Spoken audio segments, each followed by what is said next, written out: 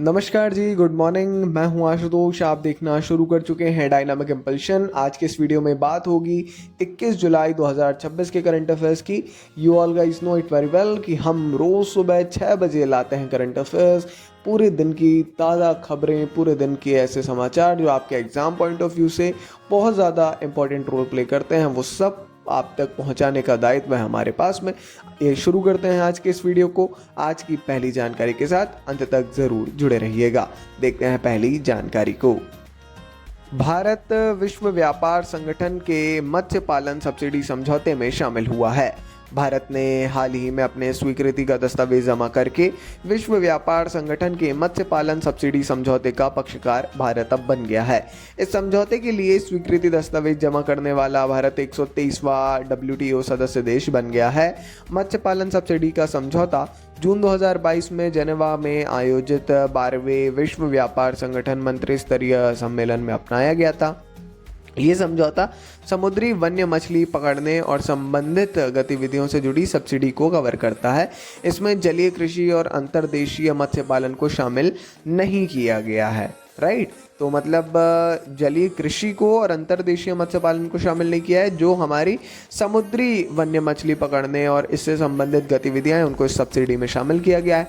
WTO world trade organisation इसकी subsidy है। इसमें भारत ने हाल ही में अपना स्वीकृति का दस्तावेज जमा किया है और भारत इसका 123वां WTO सदस्य देश बन गया है इसकी स्वीकृति प्रदान करने वाला। तो ठीक है, इंपॉर्टेंट जानकारी है। कहीं ना कहीं थोड़ी सी चीज़ें जो हैं अगर कंटेक्स्ट ना हो क्लियर तो वो क्लियर नहीं हो पाती हैं। ऐसी स्थिति में हमको जो पहला नंबर काम क्या करना है, हमको काम करना है अपने जो भी हम नोट्स बना रहे हैं उसमें ये जानकारी केवल इतनी नहीं नोट करना है कभी भी।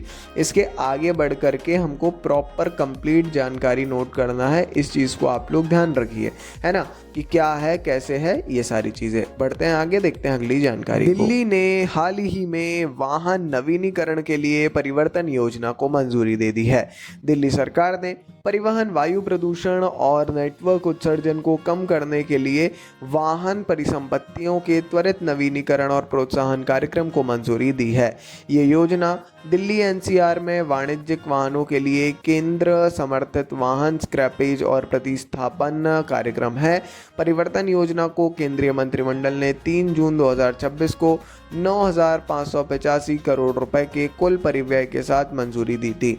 इस योजना में केंद्र सरकार की ओर से 5,041 करोड़ रुपए का सहयोग दिया जा रहा है और आवास एवं शहरी मामलों के मंत्रालय ने इसके परिचालन दिशा निर्देशों को मंजूरी दी थी। समझने योग्य बात है कि निरंतर वाहन नीति से जुड़े हुए बदलाव दिल्ली में देखने को मिल रहे हैं, है ना। अभी तो आ गया था कि अब कुछ समय में EV ही केवल मिलेगी दिल्ली में। पेट्रोल डीजल वाले वाहन टोटली बंद हो जाएंगे। अब वाहन नवीनीकरण में परिवर्तन योजना इन्होंने ले आई है ना। तो त्वरित नवीनीकरण और प्रोत्साहन कार्यक्रम है, यह सब परिवर्तन इसका नाम है।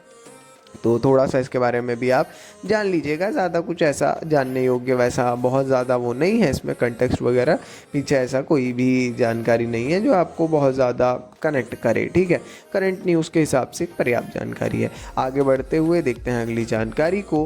पाकिस्तान 2027 दक्षिण एशियाई खेलों की मेज़बानी करेगा।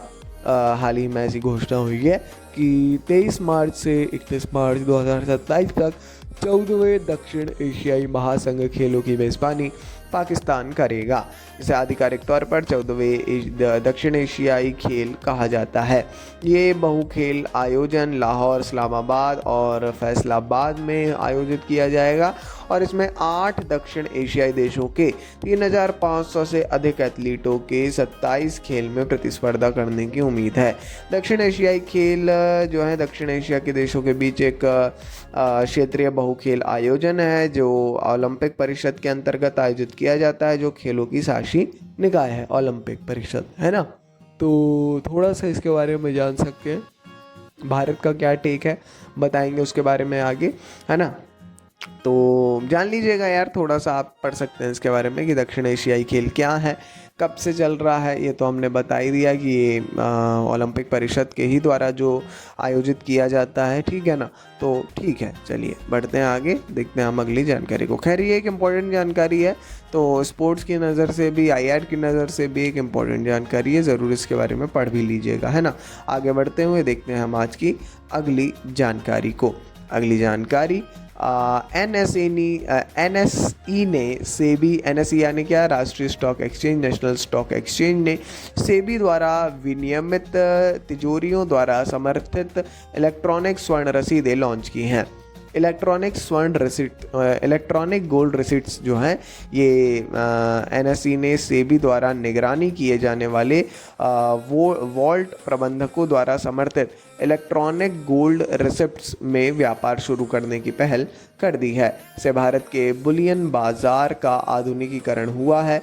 इस नए प्रकार के व्यापारिक साधन से निवेशकों को विनियमित वॉल्ट प्रबंधकों के वॉल्ट में वास्तविक भौतिक सोना रखते हुए इलेक्ट्रॉनिक रूप से सोना खरीदने, बेचने और भुनाने के माध्यम से लेन देन करने की सुविधा मिलती है। यानी आप सब जानते हैं ई गोल्ड बहुत ज़्यादा प्रचलित हो चुका है, अब वही हमको यहाँ देखने को मिल रहा है।